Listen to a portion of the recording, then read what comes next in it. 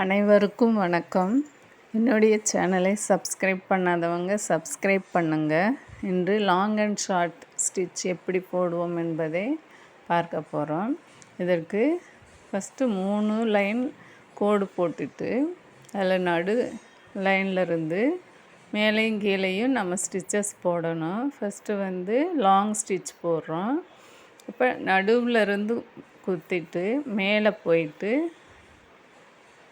திருப்பி ஒரு நூல் மட்டும் இருக்கிற மாதிரி கீழே ஃபஸ்ட்டு கோட்டில் ஸ்டிச் போடணும். பேக் ஸ்டிச் போட்டுறணும். அடுத்து ஒரு செயின் ஸ்டிச் போடணும். செயின் ஸ்டிச் போட்டு நடுவில் உள்ள கோட்டில் ஒரு ஸ்டிச் போட்டு கீழே வரைக்கும் இழுத்து லாங் ஸ்டிச் போடணும். திருப்பி ஒரு செயின் ஸ்டிச் போட்டு 3வது கோட்டில் லாங் ஸ்டிச் போட்டு கீழே ஒரே நூல் வர்ற மாதிரி பட்டன் ஹோல் ஸ்டிச்சுக்கு எப்படி இழுப்போமோ அதே மாதிரி இழுத்து கீழே ஒரு லாக் ஸ்டிச் போடணும். அதுக்கடுத்து ஒரு செயின் ஸ்டிச் போடணும். போட்டுட்டு ஆனால் ஒரு லாக் போட்டு அடுத்து நடு கோட்டில் ஒரு செயின் ஸ்டிச் போட்டு கீழே ஒரு நூல் வர்ற மாதிரி இழுத்துடணும். இழுத்து கீழே குத்தின இடத்துல ஒரு லாங் ஸ்டிச் போடணும், பேக் ஸ்டிச்சு.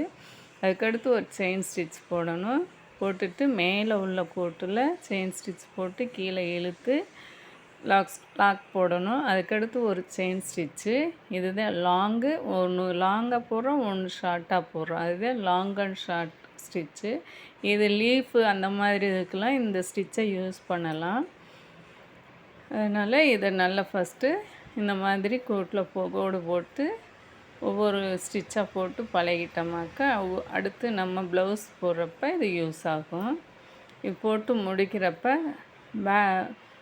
எண்டு நாட் போட்டு முடிக்கணும். எண்டு நாட் போட்டால் தான் கலண்டு வராமல் இருக்கும். அதுக்கடுத்து ஆரோ ஸ்டிச்சுன்னு பார்க்க போகிறோம். ஆரோ ஸ்டிச் இதே மாதிரி தான் அது முக்கோண ஷேப்பில் நம்ம ஸ்டிச் போடணும். அதுக்கு 3 கோடு போட்டுட்டு இந்த மாதிரி 2 கோடு போட்டு முக்கோண ஷேப்பில் நம்ம ஃபஸ்ட்டு ஸ்டிச் பண்ணணும். பண்ணிவிட்டு இந்த நடுவில் இருக்கிறது 2 நூல் இருக்கும். அதில் ஒரு த்ரெட்டை எடுத்து உள் பக்கமாக ஒரு செயினும் இன்னொரு பக்கம் உள்ளதை கொஞ்சம் தள்ளி வச்சு ஒரு செயின் ஸ்டிச்சும் போடணும் குட்டியாக. போட்டுட்டு அதுக்கடுத்து மேலே உள்ள கோட்டில் ஒரு செயின் ஸ்டிச்சு, அடுத்து கீழே உள்ள செயின் ஸ்டிச் ஒன்று போடணும். கீழே ஒரு கோடு இருக்குல்ல, அதுக்கு முக்கோண ஷேப்பில் ஸ்டிச் பண்ணணும்.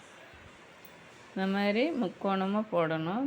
போட்டு அங்கே ஒரு லாக் ஸ்டிச் போடணும். அடுத்து நம்ம அங்கே ஆரம்பித்த இடத்துல ஒரு ஸ்டிச் போடணும். அப்போ அவங்களுக்கு ஒரு முக்கோண ஷேப் கிடைக்கும்.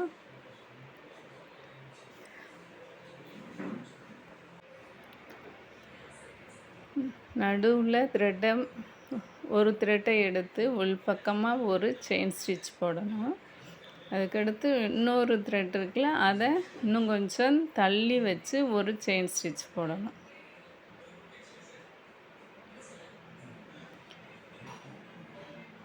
இது ஒரு த்ரெட்டில் பண்ணுறதுக்காக இந்த ஜரி த்ரெட்டு நான் யூஸ் பண்ணுறேன்.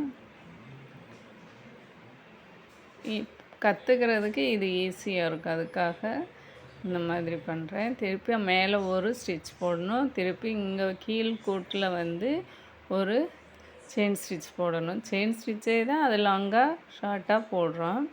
அந்த நடுவில் உள்ள த்ரெட்டை உள் பக்கமாக எடுத்து ஒரு குட்டி செயின் ஸ்டிச்சு, அதுக்கடுத்து இன்னொரு நூல் இருக்குல்ல, அதையும் ஒரு செயின் ஸ்டிச்சு தள்ளி வச்சு இதே ஒரு ஆரோ மாதிரிக்கு நம்மளுக்கு கிடைக்கிது. இது நம்ம ப்ளவுஸ் அந்த மாதிரி இதுக்கு நல்லா பார்டர் லைனுக்கு யூஸ் பண்ணிக்கலாம்.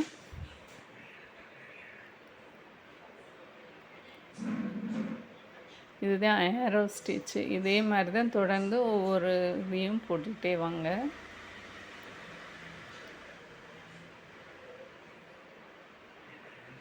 ஆரம்பித்த இடத்துல அங்கே ஒரு நாட் போடணும். திருப்பி ஒரு லாங் பேக் ஸ்டிச் போட்டு இந்த த்ரெட்டை தனியாக பிரிக்கணும். 2 இதை பிரிச்சுட்டு உள் பக்கமாக ஒரு செயின் ஸ்டிச், குட்டி செயின் ஸ்டிச் போடுறோம்.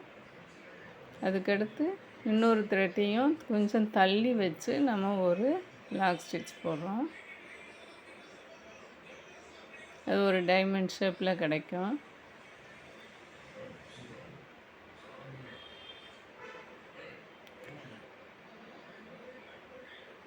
ஒவ்வொரு தடவையும் இந்த மாதிரி திருப்பி திருப்பி மறுபடியும் ஸ்டிச் போட்டுக்கிட்டே வாங்க. தொடர்ந்து இதே மாதிரி பண்ணால் நம்மளுக்கு ஒரு அரை ஸ்டிச் கிடைக்கும்.